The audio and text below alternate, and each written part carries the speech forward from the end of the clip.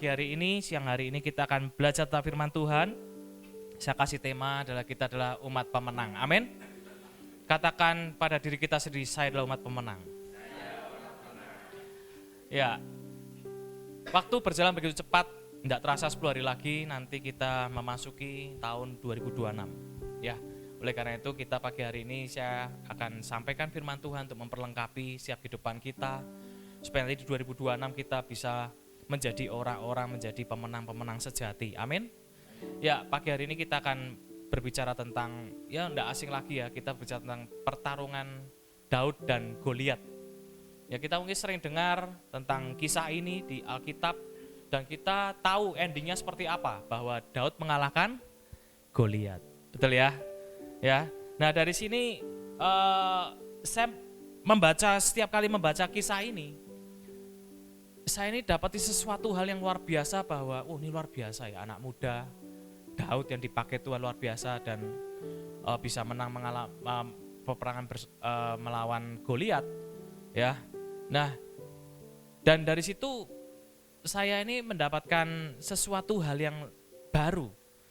Bahkan pada saat awal-awal gedung yang kita pakai di Wonosobo itu, di drama Natal juga, saya juga sempat memerankan peran Daud ini, saudara. Ya, Daud bagaimana diurapi oleh Samuel, ya, melawan Goliat, dan terakhir juga kejar-kejaran dengan Saul. Saya menikmati pada saat drama Natal itu, dan sungguh luar biasa hadirat Tuhan terjadi di ibadah Natal pada saat itu. Ya, maka dari itu kita mau sama-sama belajar pagi hari ini lebih dalam lagi mempelajari tentang Daud, saudara. Amin. Siap, saudara? Ya, akhir-akhir ini banyak orang Kristen, mereka ibadah setiap minggu, mereka rajin beribadah, tetapi kenapa kok selalu ada yang namanya ketakutan dan kekhawatiran dalam setiap kehidupan mereka yang bahkan berbeda pada saat mereka mungkin datang ibadah, mereka yes, amin Tuhan. Tapi pada saat mereka pulang ke rumah masing-masing, dan itu terjadi peperangan yang sesungguhnya, saudara. Dan banyak orang Kristen yang hidupnya itu menjadi takut, khawatir. Kenapa? Dan saya pelajari bahwa di dalam ibadah mereka ini mendengarkan firman Tuhan, tetapi di luar sana mereka itu tidak mempercayai firman Tuhan dan tidak melakukan firman Tuhan. Tidak sedikit orang Kristen yang akhirnya jatuh, mereka mudah dipengaruhi oleh si jahat. Mereka tidak bisa bangkit, mereka tidak bisa menjadi pemenang yang sejati, karena mereka tidak mempercayai firman itu dan tidak melakukan firman itu. Nah, di ayat yang mau kita bacakan yaitu di 1 Samuel 17 ayat 1 sampai 11. Judul perikopnya apa? Goliat menantang tentara Israel, ya. Saya akan bacakan. Orang Filistin mengumpulkan tentaranya untuk berperang. Mereka berkumpul di Soko dan yang di tanah Yehuda, dan berkemah antara Soko dan Aseka di Efes Damim. Saul dan orang-orang Israel juga berkumpul dan berkemah di lembah Terbantin. Mereka mengatur barisan perangnya berhadapan dengan orang Filistin. Orang Filistin berdiri di bukit sebelah sini dan orang Israel di bukit sebelah sana, dan lembah ada di antara mereka. Lalu tampillah keluar seorang pendekar dari tentara orang Filistin, namanya Goliat dari Gat. Tingginya 6 hasta sejengkal, ketopong tembaga ada di kepalanya, dan ia memakai baju sirah yang bersisik. Berat baju sirah ini 5.000 shikal tembaga. Dia memakai penutup kaki dan dari tembaga, dan di bahunya ia memanggul lembing tembaga. Gagang tombaknya seperti pesa tukang tenun, dan mata tombaknya itu 600 shikal besi beratnya. Dan seorang pembawa perisai berjalan di depannya. Ia berdiri dan berseru kepada barisan Israel. Katanya kepada mereka, "Mengapa kamu keluar untuk mengatur barisan perangmu? Bukankah aku seorang Filistin dan kamu adalah hamba Saul? Pilihlah bagimu seorang, dan biarlah ia turun mendapatkan daku. Jika ia dapat berperang melawan aku dan mengalahkan aku, maka kami akan menjadi hambamu. Tetapi jika aku dapat mengungguli dia dan mengalahkannya, maka kamu akan menjadi hamba kami dan takluk kepada kami. Pula kata orang Filistin itu, aku menantang hari ini barisan Israel, berikanlah kepadaku seorang supaya kami berperang seorang lawan seorang. Ya, sampai sini dulu ya. Dari kisah ini, apa yang kita dapatkan pada saat Goliat melawan tentara Israel? Tentara Israel takut, saudara. Mereka takut dan mereka lari terbirit-birit. Ada seorang pendekar yang bernama Goliat. Ya, dikatakan di sini tinggi Goliat 6 hasta sejengkal. 6 hasta sejengkal. Ya, itu tingginya kurang lebih 3 meter, saudara. Tinggi ini berapa ini? 3 meter ya, mungkin seginian ini. Ya, tingginya seginian ini. Hampir 2 kali lipat tingginya saya, bayangin. Kalau saya lihat Goliat zaman sekarang ini mungkin saya lihatnya nah ini. Ya, 6 hasta sejengkal. Bayangin, raksasa, saudara. Ya, baju sirahnya 5.000 shikal tembaga atau 57 kilo. Ada yang kuat memakai baju dengan beratnya 57 kilo? Atau adakah di antara saudara yang beratnya 57 kilo? Kalau berat Bapak Ibu 57 kilo, ini adalah berat baju sirahnya Goliat. Mata tombaknya 600 shikal besi. Ya, 7,5 kilo. Mata tombaknya, ujung tombaknya itu beratnya berapa? 7,5 kilo. Ini yang dihadapi oleh tentara Israel. Ya. Dan pada saat Goliat maju, Saul dan segenap orang Israel mendengar perkataannya, maka cemaslah hati mereka dan sangat ketakutan. Yang seharusnya mereka ini mengalami kemenangan, mengalami mujizat, menjadi ketakutan karena Goliat. Nah, ada beberapa hal yang harus diperhatikan dalam setiap kehidupan kita.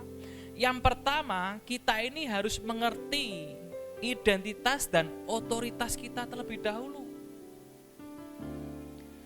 1 Petrus 2 ayat ke-9, tetapi kamulah bangsa yang terpilih, imamat yang rajani, bangsa yang kudus, umat kepunyaan Allah sendiri, supaya kamu memberitakan perbuatan-perbuatan yang besar dari Dia, yang telah memanggil kamu keluar dari kegelapan kepada terangnya yang ajaib. Otoritas dan identitas orang Kristen, murid-murid Tuhan, yaitu kita semua tempat ini apa? Kamulah bangsa yang terpilih.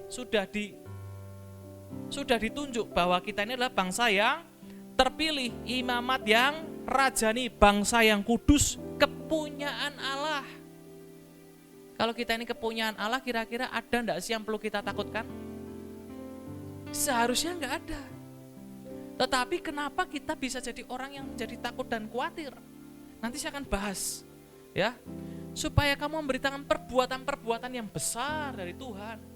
Kita menjadi saksinya bahwa kita ini adalah umat pilihan Allah. Kita ini kepunyaan Allah itu sendiri, yang telah memanggil kita yang tadinya dalam gelap kepada terangnya yang ajaib. Yang tadinya kita ini orang yang penuh dengan dosa yang tidak bisa diampuni, Tuhan Yesus datang ke dunia ini di momen Natal ini. Untuk siapa? Saudara dan saya. Supaya kita ini hidup baru di dalam Tuhan. Pada saat Tuhan Yesus mati di kayu salib, Dia menebus setiap kehidupan kita. Supaya apa? Kita keluar dari kegelapan dan kepada terangnya yang ajaib. Amin, saudara. Tetapi bangsa Israel di ayat yang ke-8, ia berdiri dan berseru kepada barisan Israel, katanya pada mereka, mengapa kamu keluar untuk mengatur barisan perangmu? Jadi Israel ini, Goliat ini sedang mengolok-ngolok Israel. Ngapain kamu itu sibuk baris berbaris? Ngapain kamu tuh sibuk dengan ibadahmu? Ngapain kamu sibuk datang pagi-pagi untuk datang ibadah ke tempat ini? Itu yang sedang diserang oleh Goliat. Itu yang diserang oleh Goliat pada bangsa Israel. Goliat sedang mengintimidasi bangsa Israel. Dan selanjutnya, ya, Bukankah aku seorang Filistin dan kamu adalah hamba Saul? Pilihlah bagimu seorang dan biarlah ia turun mendapatkan daku. Jadi kalau misalkan tadi katakan bahwa orang Filistin di sebelah sini, tentara Israel di sebelah sana dan di tengah-tengahnya ada lembah. Ya, kalau mau dibuat drama, itu saya sebagai Goliat, saya sedang mengolok-olok bangsa Israel. Ngapain kamu ibadah? Ngapain kamu datang ke tempat ini? Ngapain sih, lebih enak dari rumah, hari Minggu, waktunya apa? Liburan. Waktunya apa? Tidur bangun siang. Karena sudah bekerja dari hari Senin sampai hari Sabtu. Itu yang diperkatakan oleh Goliat. Kalau pas hujan, wah hujan. Ngapain kamu datang ibadah karena hujan? Sedang diolok-olok. Dan dikatakan, aku seorang Filistin dan kamu adalah hamba Saul. Kita pelajari, kenapa kok Goliat bilang kamu adalah hamba Saul? Hamba manusia. Kalau kita tahu sebenarnya, kenapa kok Goliat kok enggak ngomong sih? Kamu adalah bangsa Israel, umat pilihan Allah. Tapi kok ngomongnya kok kamu adalah hamba Saul? Goliat sedang menghilangkan identitas dan otoritas Tuhan. Dan Goliat tahu siapa Saul. Saul hidupnya jauh daripada Tuhan, tidak taat kepada Tuhan dan kepada otoritas. Saul mengabaikan perintah dan teguran Tuhan, tidak menghancurkan bangsa Amalek secara tuntas. Bahkan dia pakai pikirannya sendiri, dia pilih-pilih, masih minta nego-nego sama Tuhan. Dan Tuhan tidak suka tentang hal itu. Mengandalkan pikiran dan kekuatannya sendiri, lebih takut dengan manusia ketimbang kepada Tuhan. Pada saat apa? Mempersembahkan korban. Yang seharusnya mempersembahkan siapa? Samuel. Tetapi Saul mengambil karena apa? Didesak oleh rakyatnya. Lebih takut kepada manusia daripada Tuhan. Makanya apa? Tuhan menolak Saul, dan Goliat tahu tentang hal itu. Langsung diintimidasi.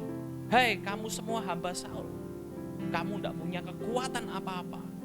Tidak ada pertolongan Tuhan dalam setiap kehidupan kamu. Sedang diintimidasi sedemikian rupa. Makanya apa? Cemaslah hati bangsa Israel dan ketakutan. Hari-hari ini banyak orang Kristen yang sedang dihajar masalah identitas dan otoritas. Diselewengkan oleh si jahat bahwa kamu bukan umat pilihan Allah. Hidupmu tidak ada pertolongan. Sakit tidak sembuh-sembuh, mana pertolongan Tuhan?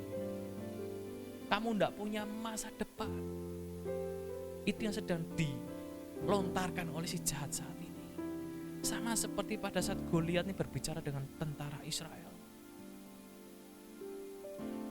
Iblis berusaha menjatuhkan kita harus sadari tentang hal ini. Menghancurkan identitas dan otoritas kita bahwa kita ini bukan anak Allah. Padahal kita bangsa yang terpilih, kepunyaan Allah itu sendiri, tetapi iblis berusaha menghancurkan identitas dan otoritas kita. 1 Samuel 17 ayat ke-9, jika ia dapat berperang melawan aku dan mengalahkan aku, maka kami akan menjadi hambamu. Tetapi jika aku dapat mengungguli dia dan mengalahkannya, maka kamu akan menjadi hamba kami dan takluk kepada kami. Tidak sedikit orang Kristen akhirnya kalah dan menjadi hamba dosa. Karena kehilangan otoritas, kehilangan identitas dalam kehidupannya. Betul apa betul? Ini yang menjadi PR setiap kehidupan kita orang Kristen. Jangan mau. Kita bentar lagi 2026 loh. Masa kita masih mau sih dibuat bulan-bulanan dari si jahat bahwa kita diintimidasi, kita tidak bisa bangkit, kita tidak bisa jadi pemenang. Karena peperangan yang sesungguhnya ada dalam pikiran kita. Pada saat iblis berusaha menembakkan ke dalam pikiran kita, iblis tuh ngomongnya santai kok. Kamu tidak akan berhasil. Dah, tidak ada embel-embelnya lagi. Manusia langsung mengolah. Diolah, dipikir-pikir, akhirnya menjadi lemah.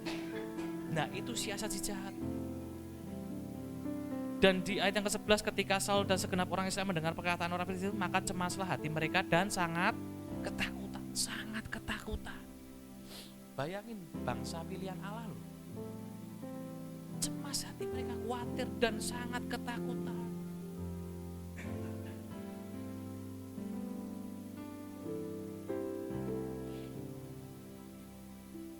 Karena diintimidasi.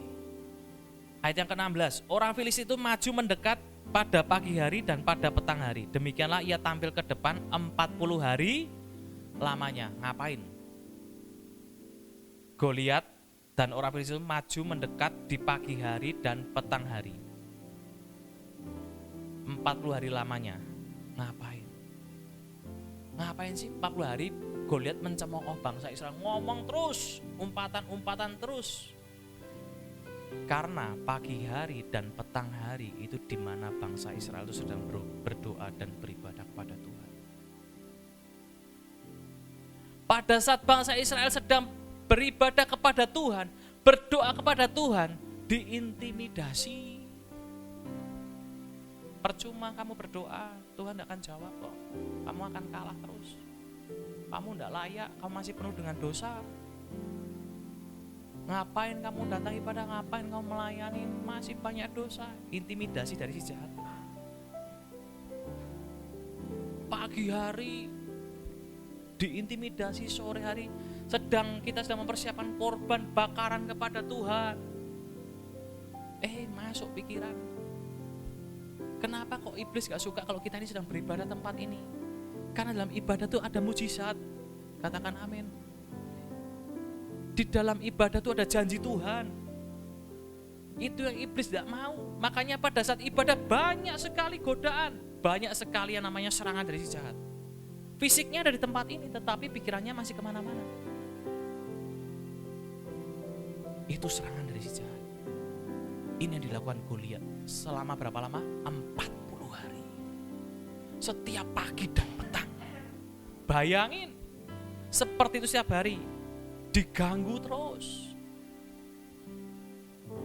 Makanya banyak orang Kristen tidak bisa lepas, selalu kalah, kehilangan identitas dan otoritas, diganggu terus kehidupannya, tidak bisa bangkit. Kita jangan mau dirusak oleh si jahat. Amin. Kenapa banyak orang yang terikat dengan rokok, dengan miras, bahkan dengan narkoba? Bahkan tubuhnya tuh nagih. Wah, kalau enggak ngerokok kayaknya pikiranku masih jenuh deh. Itu tipuan. Saya mantan perokok dulu. Ya, wah kalau lagi pikiran berat paling enak apa? Rokok. Itu tipuan. Wah, selesaikan yuk kita minum minuman keras. Beling, kaca, es batu. Tapi setelah itu muncul lagi. Jadi itu tipuan sebenarnya. Nah, kenapa kok orang bisa terikat gitu? Karena orang lebih condong ke perkataan manusia, bukan perkataan Tuhan. Akhirnya terikat dengan namanya rokok, dengan yang namanya miras, dengan namanya narkoba, karena lebih menuruti perkataan manusia ketimbang perkataan Tuhan. Padahal apakah identitas kita sebagai orang Kristen seperti itu? Tidak.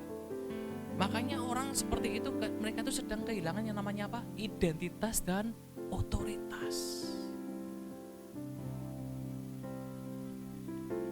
Di dalam keluarga, di dalam pertemanan, mungkin anak-anak yang sekolah banyak dibully oleh teman-temannya. Saat ini banyak terjadi, betul tidak? Pada saat anak-anak sedang dibully, di keluarga mereka tidak dapat penghargaan dari orang tuanya, dari sekolah dia dibully. Apa yang terjadi? Akhirnya anak menganggap bahwa pembulian itu suatu kebenaran apa yang mereka ucapkan. Dan anak tersebut kehilangan otoritas dan identitas dalam kehidupannya. Tidak sedikit orang akhirnya banyak yang mengakhiri kehidupannya. Tidak sedikit orang akhirnya hancur kehidupannya. Karena apa? Mereka menganggap itu sebagai suatu kebenaran. Mereka kehilangan identitas dan otoritas bahwa anak ini adalah kepunyaan Allah dan hidupnya tidak seperti itu. Dan kenapa saat ini banyak LGBT. Apakah tahu-tahu muncul dengan sendirinya? Tidak, saudara. Bertumbuhnya anak menuju remaja, tidak ada yang namanya bimbingan dari orang tua. Bahkan orang tuanya pun yang tadinya pengen anak laki, keluarnya cewek, pengen anak cewek, keluarnya laki, akhirnya didandani sedemikian rupa seperti kemauan orang tuanya. Dan akhirnya membentuk dirinya bahwa itu menjadi suatu kebenaran. Oh, saya ini ternyata cewek, padahal dia laki. Banyak enggak? Akhirnya bertumbuh remaja, ketemulah dengan komunitas seperti itu. Dan terjadilah identitas dalam kehidupannya seperti itu. Padahal di dalam dunia ini hanya 2 jenis kelamin. Makanya kenapa kok banyak orang yang transgender dan lain sebagainya. Kehilangan identitas dan otoritas. Efesus 2 ayat yang ke-10. Karena kita ini buatan Allah, diciptakan dalam Kristus Yesus untuk melakukan pekerjaan yang baik, yang dipersiapkan Allah sebelumnya. Ia mau supaya kita hidup di dalamnya. Amin, saudara. Kita ini buatan Allah, diciptakan oleh Yesus Kristus untuk melakukan pekerjaan yang baik yang sudah dipersiapkan Allah sebelumnya. Dan di Kejadian 1 ayat 26 sampai 27, berfirmanlah Allah, baiklah kita menjadikan manusia menurut gambar dan rupa kita, supaya mereka berkuasa atas ikan-ikan di laut dan burung-burung di udara dan atas ternak dan atas seluruh bumi dan atas segala binatang melata yang merayap di bumi. Maka Allah menciptakan manusia itu menurut gambarnya, menurut gambar Allah diciptakannya dia, laki-laki dan perempuan diciptakannya mereka. Amin. Kita ini segambar dan serupa dengan Allah. Kita ini berkuasa atas bumi ini, bukan kita dikuasai. Amin. Kita ini mempengaruhi, bukan dipengaruhi. Pilih mana? Mempengaruhi apa dipengaruhi? Mempengaruhi hal yang baik. Diciptakan menurut gambar.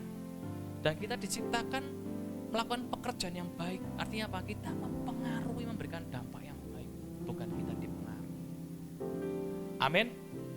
Ya. Kita harus pegang identitas dan otoritas ini, penting dalam kehidupan orang Kristen. Kalau ini hilang, maka kehidupan kita pun akan terombang-ambing. Kita sangat mudah diintimidasi oleh si jahat. Yang kedua tidak menyerah. 1 Samuel 17 ayat ke-32, berkatalah Daud kepada Saul, janganlah seorang menjadi tawar hati karena Goliat, hambamu ini akan pergi melawan orang Filistin itu. Dan di ayat ke-33, tetapi Saul berkata pada Daud, tidak mungkin engkau dapat menghadapi orang Filistin itu untuk melawan dia, sebab engkau masih muda. Sedang dia sejak dari masa mudanya telah menjadi prajurit. Ini pembicaraan Daud dengan Saul. Daud dia tahu identitas dirinya, hidupnya, bahwa dia memiliki hubungan yang intim dengan Tuhan. Dia memiliki hubungan yang dekat dengan Tuhan. Dan akhirnya pada saat orang-orang itu memiliki hubungan yang intim dengan Tuhan, punya iman yang kuat. Orang yang mudah menyerah dan putus asa karena mereka tidak memiliki hubungan yang intim dengan Tuhan. Mereka tidak punya hubungan yang erat dengan Tuhan. Makanya banyak sekali orang Kristen yang menyerah dan putus asa.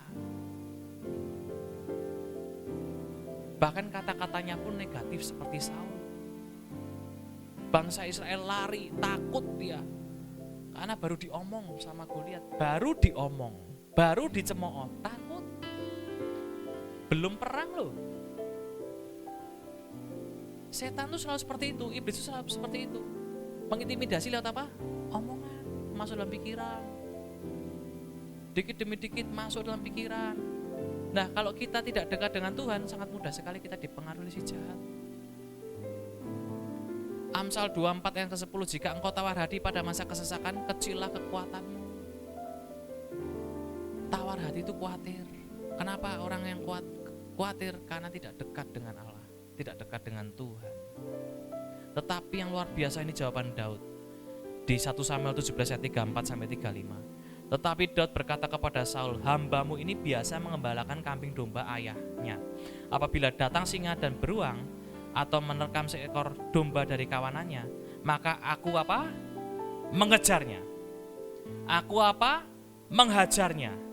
Dan melepaskan domba itu dari mulutnya. Kemudian apabila ia berdiri menyerang aku, maka aku menangkap janggutnya, lalu mengajarnya dan membunuhnya. Keren enggak? Dahsyat enggak? Ini Daud sedang ngomong, aku biasa melewati tantangan dan masalah. Aku biasa domba-domba mau diterkam, singa dan beruang aku kejar. Ada di tempat ini yang pernah main ke kebun binatang atau ke taman safari? Kalau pas momennya lewat di singa, kita mau berkata, aku akan mengejar singa itu. Gitu? Gimana mengejar singa? Mobil kita dideketin aja kita udah takut. Betul enggak? Tapi Daud luar biasa enggak? Hambamu ini biasa mengembalakan kambing domba. Jika ada singa atau beruang yang menerkam, aku apa? Mengejarnya. Dihajar loh. Singa dan beruang dihajar. Dan apabila menyerang, tarik janggutnya dan dibunuhnya. Dahsyat. Ini yang dialami Daud, sudah terbiasa. Mengapa Daud kok bisa berani itu sih? Karena dia memiliki hubungannya dekat dengan Tuhan, dan bahwa nanti ada ayatnya nih ya. Nih. Pula kata Daud di ayat ke-37, tapi tidak ada di sini ya. Tuhan telah melepaskan aku dari cakar singa dan dari cakar beruang. Dia juga akan melepaskan aku dari tangan orang Filistin itu. Amin, saudara. Jadi artinya apa? Pada saat Daud mengembalakan kambing dombanya, dia tahu bahwa Tuhan yang menyertai kehidupannya. Makanya pada saat dombanya sedang diserang, dia tidak menyerah, dia tidak putus asa, dan dia tidak membiarkan. Tetapi dia memperjuangkan supaya domba itu tidak diterkam. Dia memperjuangkan kehidupannya supaya terus ada kehidupan di dalam Tuhan pada saat menghadapi tantangan itu. Sebab Daud tahu bahwa peperangan itu adalah Tuhan sendiri melawan musuh-musuhnya. Amin. Kalau kita ini berserah sama Tuhan, kita tidak takut, tidak menyerah. Kita berdoa sama Tuhan, kita dekat dengan Tuhan, maka sesungguhnya yang berperang adalah Tuhan itu sendiri kepada setiap tantangan dan masalah dalam kehidupan kita. Makanya seringkali banyak kesaksian, oh Tuhan yang memberikan pertolongan, betul? Tuhan yang memberikan jalan keluar, betul enggak? Bukan kuat gagah kita kok. Daud masih kecil, apa sih yang dia bisa? Dia hanya modal punya iman dan dia memiliki hubungan yang baik dengan Tuhan. Hubungan dekat dengan Tuhan, hanya itu kuncinya. Pada saat mengalami suatu pergumulan, pada suatu masalahan, kita datang kepada Tuhan, bukan kita lari dari masalah. Katakan amin.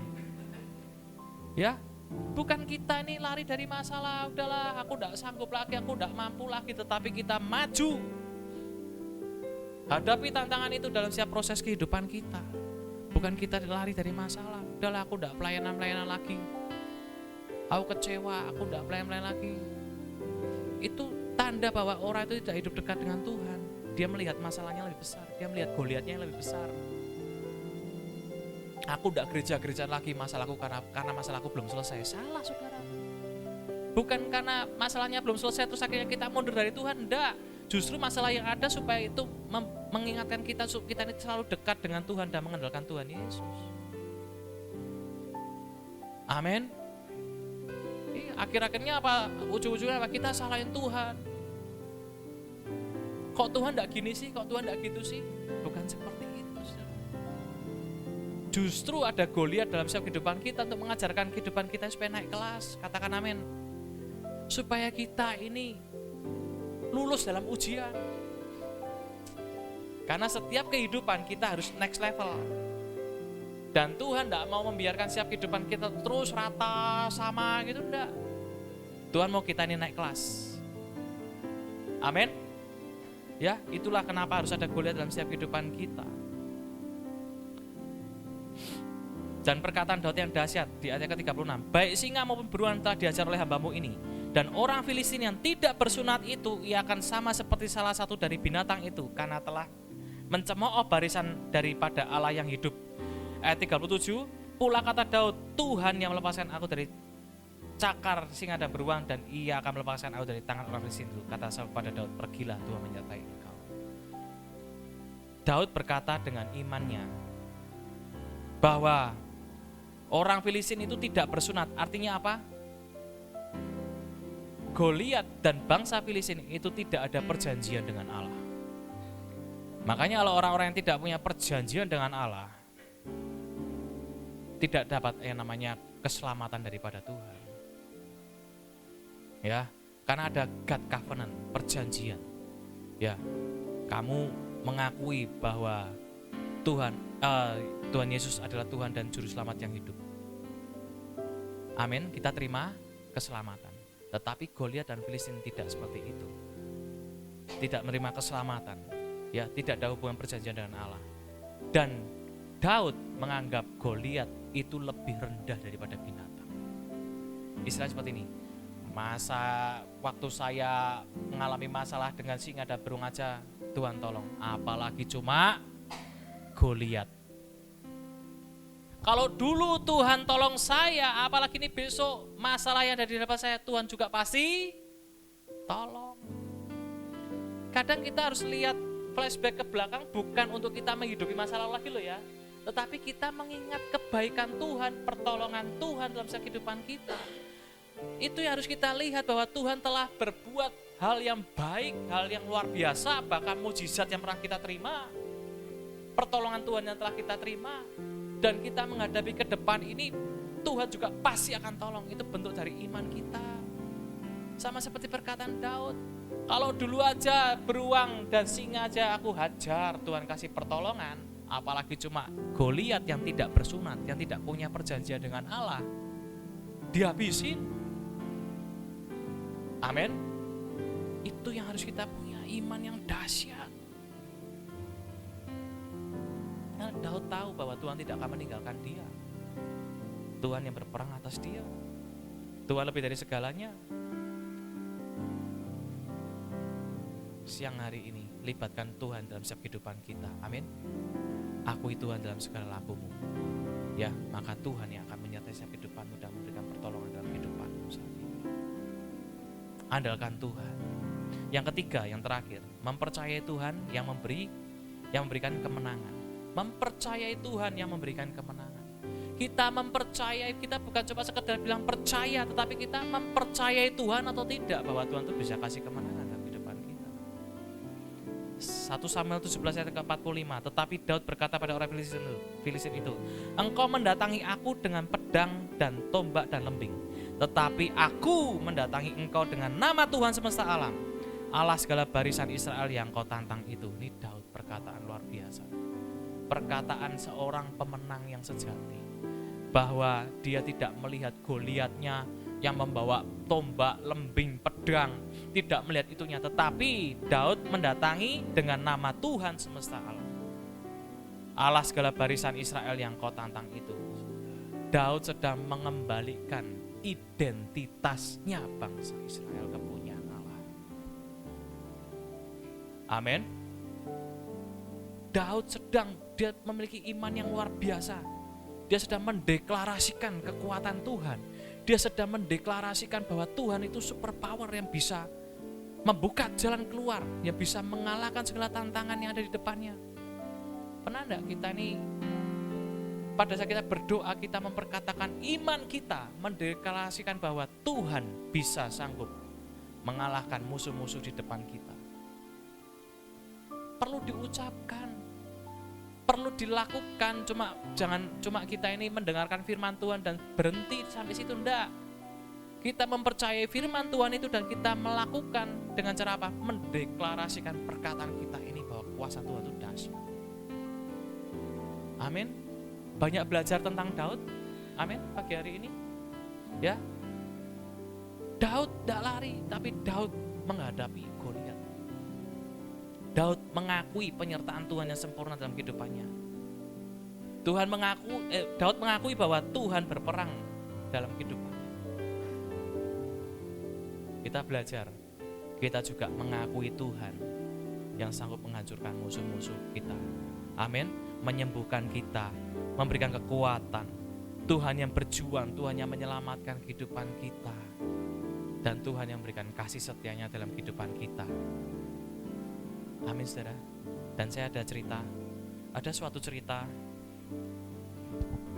ada seorang yang melakukan rekayasa yang bernama Louis Pons Livermore. Livermore, ya, ini sedang melakukan percobaan di mana pada saat Daud dan Goliat itu, Daud mengalahkan Goliat itu dengan lembing, dengan ketapelnya, dengan batunya, ya. Dan di situ direkayasa bagaimana jaraknya antara Daud dan Goliat, tingginya Goliat, dan Louis ini, dia ini selalu dapatkan champion atau kejuaraan berturut-turut, melakukan eksperimen yang luar biasa, dan dia tidak pernah luput. Tembakannya itu sangat tepat sekali, dan dia sedang mencoba apa yang dilakukan Daud ini. Dan pada saat dia melakukan eksperimen ini, tembakan yang pertama dan yang kedua selalu gagal, yang ketiga gagal, dan terus menerus melakukan dan gagal terus. Dan Louis ini berkata bahwa sebenarnya yang dilakukan Daud itu mustahil. Secara tubuh dia lebih tinggi loh, secara kekuatan dia lebih kuat loh pada saat Daud masih remaja. Betul enggak? Secara ahli, skill, dia lebih ahli. Dia bisa berkata loh, apa yang dilakukan Daud itu mustahil kalau bisa mengenai dahinya Goliat sampai Goliat mati.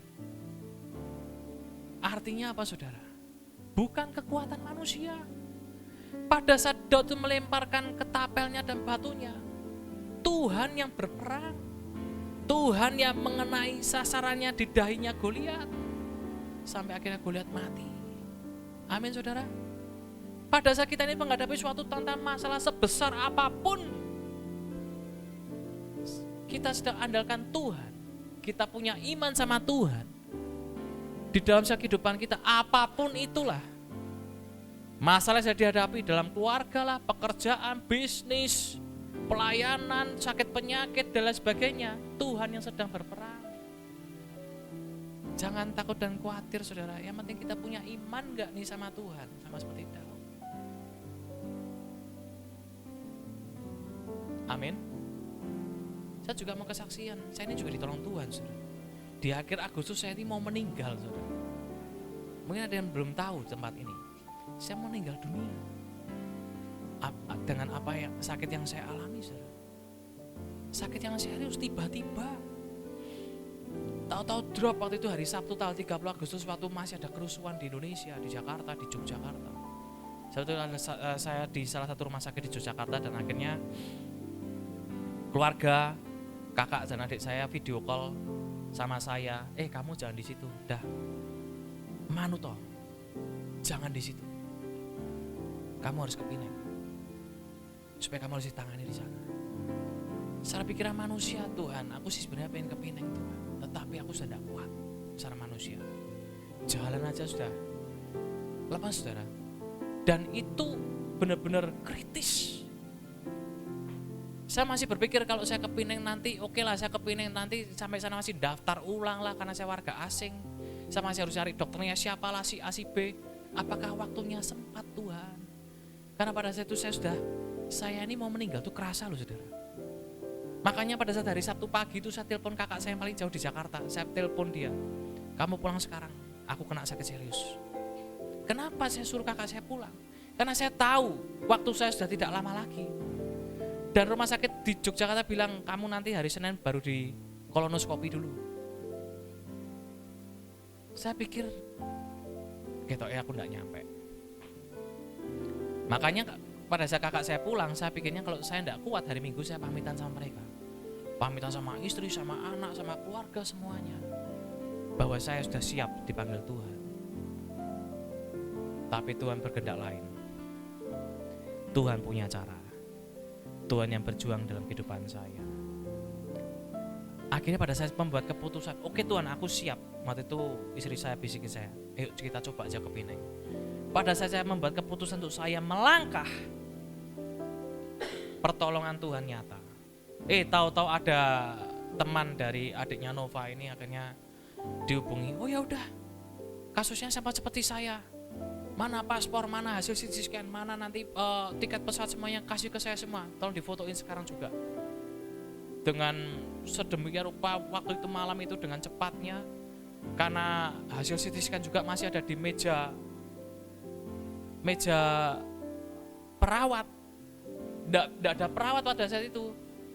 Dan demikian caranya istri saya ini ambil hasil jadi foto dan dikirim. Dan semuanya akhirnya langsung dikirim ke dokter bedahnya yang ada di Pineng. Dah besoknya akhirnya saya suruh berangkat. Minggu saya berangkat. Perjalanan tidak mudah. Hari Minggu saya berangkat di bandara YIA sampai ke Pineng. Saya tumpah-tumpah itu 30 kali lebih. Cairan dalam tubuh habis semua. Saya mengalami drop. Saya transit di Kuala Lumpur. Badan saya menggigil tapi panas. Dan disitu kelihatannya usus buntu saya itu sudah pecah. Tapi saya masih dikasih waktu sama Tuhan 2 hari untuk saya sampai ke operasi. Bayangin saudara, orang itu usus buntu pecah itu tidak bisa bertahan lama loh. Tapi Tuhan kasih pertolongan dalam kehidupan saya. Dan di situ pesawat delay. Saya dari pagi jam 8 pagi sampai YIA sampai Pineng jam 12 malam saudara. Bayangin seharian. Badan lemas. Akhirnya saya sampai masuk rumah sakit sudah tidak sadar. Itu pertolongan Tuhan luar biasa.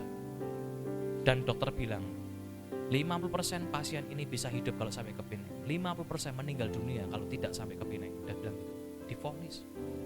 Bahkan dokter rumah sakit di Jogja pun berkata, kamu nanti pada saat naik pesawat di ketinggian tertentu, perut kamu pasti pecah. Pasti pecah. Divonis seperti itu manusia.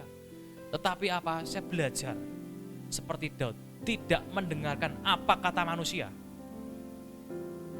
tetapi lebih mendengarkan apa kata Tuhan. Saul boleh berkata sama Daud, kamu tidak mungkin kamu ngalahin Goliat, masih kecil, anak kemarin sore, kamu tidak akan bisa, dia latihannya tiap hari kok, kamu latihannya apa? Tapi Daud tidak mendengarkan apa kata manusia, dan lebih mendengar apa kata Tuhan. Saya belajar dari kisah ini, oh ya Tuhan, saya harus lebih percaya dengan perkataan Tuhan. Kami berdua, hanya berdua bawa tas, pakai kursi roda karena saya tidak kuat berjalan. Kita hanya berbahasa roh, kita berdoa sama Tuhan. Saya tidak banyak ngomong saudara. Ngomong aja saya sudah tidak mau loh. Sudah malas ngomong saya. Badan saya lemas, tapi akhirnya apa? Pertolongan Tuhan nyata. Hari Selasanya saya dioperasi. Dan mau operasi pun mundur saudara karena badan saya panas. Tapi akhirnya yang seharusnya jam 10 saya operasi, mundur sampai jam 2 siang. Dan dokter bertindak, udah kita operasi aja. Kelar jam 6 sore, 4 jam operasi. Dan langsung kembali ke kamar. Dan panasnya pun turun setelah operasi. Nama Tuhan dahsyat, memberikan pertolongan kehidupan saya. Berikan tepuk tangan bagi Tuhan Yesus yang mengasihi. Dan ini kita mau lihat videonya sebentar, coba kita setel videonya. Di mana perjalanan saya. Ini kesaksian hidup. Dan saya akan terus bersaksi kepada semua orang di mana pertolongan Tuhan itu nyata. Yuk kita lihat.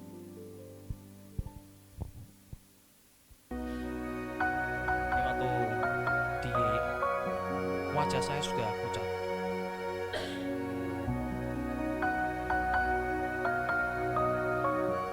Ini saya sudah tidak sadar.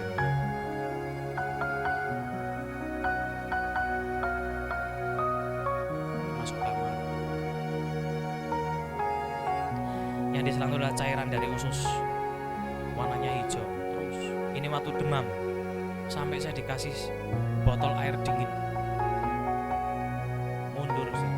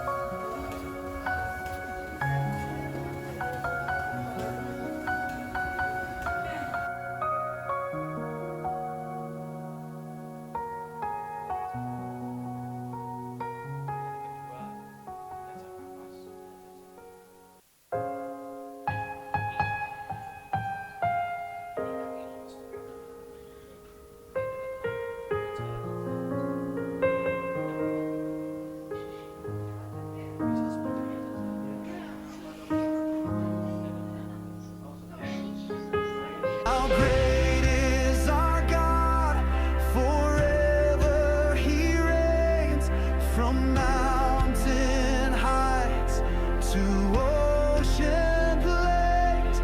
He holds the world with nail-scarred hands. His mercy flows through every land. How great is our Thank you, Lord, for your love so true, for your mercy ever new. In my heart, a grateful song. Thank you, Lord, all day long, all day long. Every blessing, every grace, I see your hand, I seek your face. With a heart of gratitude, thank you, Lord, for all you do. How great Ini dokter yang is operasi. our God? Sing with me, how great Tidak bisa foto is foto our lagi. God, and all will see how great is our God. How great is our God. Sing with me, how great is our God. Berikan tepuk tangan bagi Tuhan Yesus yang paling dahsyat. Inilah kehidupan saya. Tuhan tolong saya melewati masa-masa krisis. Ya, jadi pada saat mungkin manusia itu mau menyerah, tapi jangan salah loh, Tuhan itu tidak menyerah dalam kehidupan kita. Amin. Di saat mungkin kita sudah tidak ada kekuatan lagi, tidak mampu, kita datang sama Tuhan. Tuhan yang kasih kekuatan dalam kehidupan kita. Amin. Tuhan yang kasih jalan keluar dalam kehidupan kita. Dan saya juga tidak berkata bahwa apa yang pernah saya lakukan buat Tuhan, tidak. Seringkali kenapa kok banyak orang Kristen yang mundur daripada Tuhan. Bahkan para pelayan Tuhan, pengerja, banyak yang mundur daripada Tuhan. Karena apa? Karena mereka itu selalu berkata sama Tuhan apa yang sudah mereka perbuat buat Tuhan. Akhirnya orang-orang tersebut banyak menuntut Tuhan. Kenapa ini terjadi dalam kehidupanku dan apa lain sebagainya.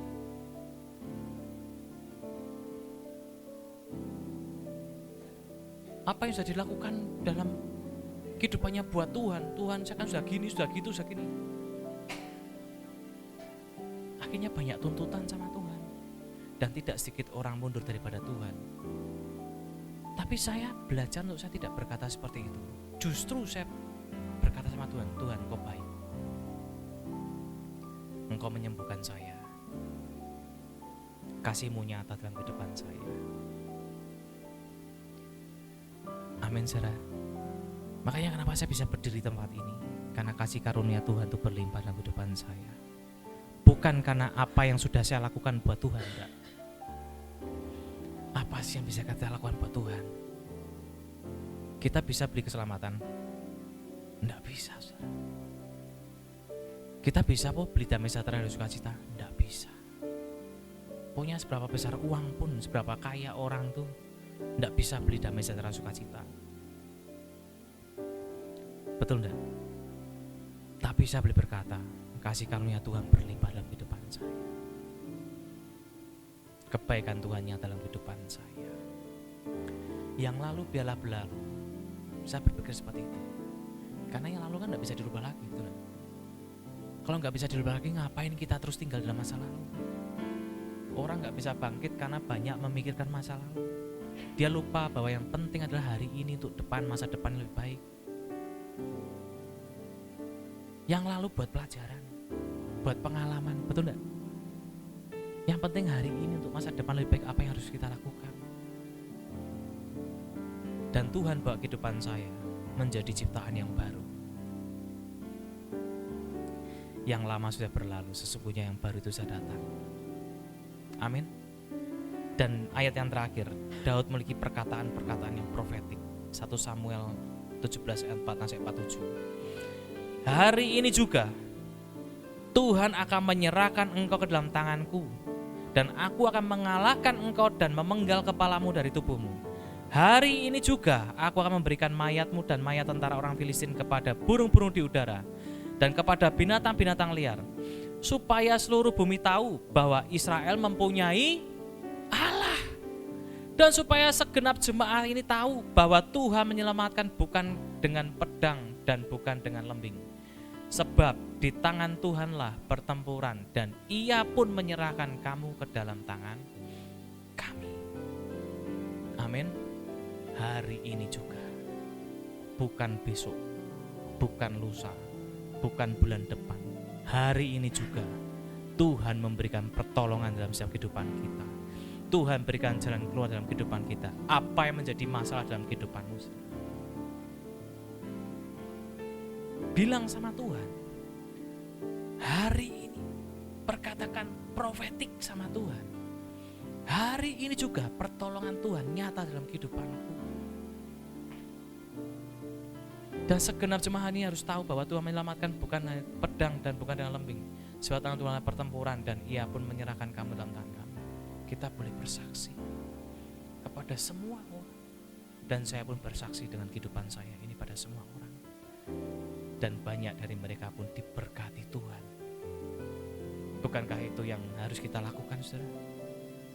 Di momen Natal ini, ayo kita sama-sama bangkit menjadi pemenang untuk kita mempersiapkan memasuki 2026. 2026 kita belum tahu apa yang akan terjadi, tapi kita jadi bekali pagi hari ini, siang hari ini, kita menjadi umat-umat pemenang. Amin. Pada saat Daud berkata seperti ini, Daud belum berperang melawan Goliat, tetapi Daud sudah tahu dulu bahwa Daud akan memenangkan pertarungan ini, sebab Tuhanlah yang